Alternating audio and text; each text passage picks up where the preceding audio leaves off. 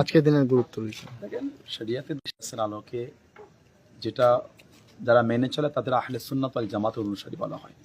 তাই সেই আহলে সুন্নাত ওয়াল জামাতের আকীদায় স্পষ্ট দলিল আমাদের ইমাম হাজরাতরা কোরআন হাদিসের আলোকে যেটা আমাদের কাছে পৌঁছেছেন। শবে বারাত একটা গুরুত্বপূর্ণ রজনী। শব মানে রাত, বারাত মানে পরিবর্তনের রাত বা ভাগ্য পরিবর্তনের রাত বা গুরুত্বপূর্ণ রাত, বা আরবিতে যেটা বলা হয় লাইলাতুন নিসফ মিন শাবান। হাদিস শরীফে যে আলফাজ, তা হাদিস শরীফে ইবনে মাজাহ শরীফের রিওয়ায়াতে আসে, নবী পাক সাল্লাল্লাহু আলাইহি ওয়াসাল্লাম বলেন, ইযা কানা লাইলাতুন নিসফ মিন শাবান, যখন তোমাদের কাছে শাবান মাসের 15 তারিখে রজনী আসবে, ফাকুমু লাইলাহা ওয়া সুমু নাহারাহা, তোমরা রাত্রিরে কিয়াম করো আর দিনে রোজা রাখো। এখানে কিয়াম বলতে ফরজ নামাজের কথা বলা হচ্ছে না, এখানে শবে বারাত বা লাইলাতুন নিসফ মিন শাবানের রাত্রিরে নফল ইবাদতের কথা হুজুর পাক সাল্লাল্লাহু আলাইহি ওয়াসাল্লাম বলেছেন। তো সেই হিসাবে মুসলিম উম্মার বিতর্ক এখানে বিষয়টাই থাকে না। যারা এই বিষয়টা নিয়ে বিতর্ক করছেন, আমার মনে হয় মুসলিম উম্মাকে তারা অশান্তির দিকে ঠেলে দিচ্ছেন। আমাদেরও এই বিষয়ে কাউকে বলা উচিত না যে যে এই রাত্রির ইবাদত করবে না সে মানে কাফির হয়ে যাবে, বেঈমান হবে, এটা আমাদের যেমন বলা উচিত না, সেরকম তানাদেরও ভাবা উচিত, তানাদেরও বলা উচিত না যে এই রাত্রির ইবাদতের কোনো গুরুত্ব নাই।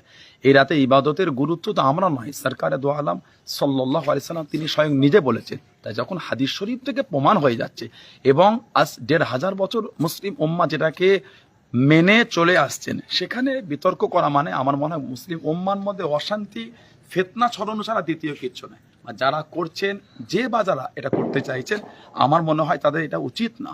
তারা মুসলিম উম্মার কোনোদিন তারা একটা ভালো সুন্দর পথ তারা দেখাচ্ছে না, তারা অশান্তির পথ দেখাচ্ছেন। তাদের উচিত এর থেকে ফিরে এসে আহলে সুন্নাত ওয়াল জামাতের আকীদায় তাদের চলে এই সমস্ত বরকতপূর্ণ রাতকে প্রাধান্য দিয়ে, গুরুত্ব দিয়ে মুসলিম উম্মাকে আরো ভাবিয়ে তুলে, ইয়ং জেনারেশনকে তাদেরকে বুঝিয়ে নোংরা থেকে ফিরিয়ে এনে এই বরকতপূর্ণ রাত সহ সমস্ত রাতে ইবাদতের একটা তাদের মাথায় চিন্তা ঢুকিয়ে দেওয়া উচিত আমি মনে করি। হ্যাঁ, কিছু নিম্ন শ্রেণীর আলেম আছে যারা এমনও মন্তব্য করছেন যে এই রাতে এইসব জায়গায় আসার থেকে খারাপ জায়গায় যাওয়া ভালো। হ্যাঁ, আমি একটা দেখছিলাম কদিন আগে, বাংলাদেশের একটা নিকৃষ্ট ব্যক্তি যে বলছে যে এই শবে বারাতের রাতে নামাজ পড়ার থেকে পতিতালয় বেশ্যাখানা যাওয়াটা উচিত।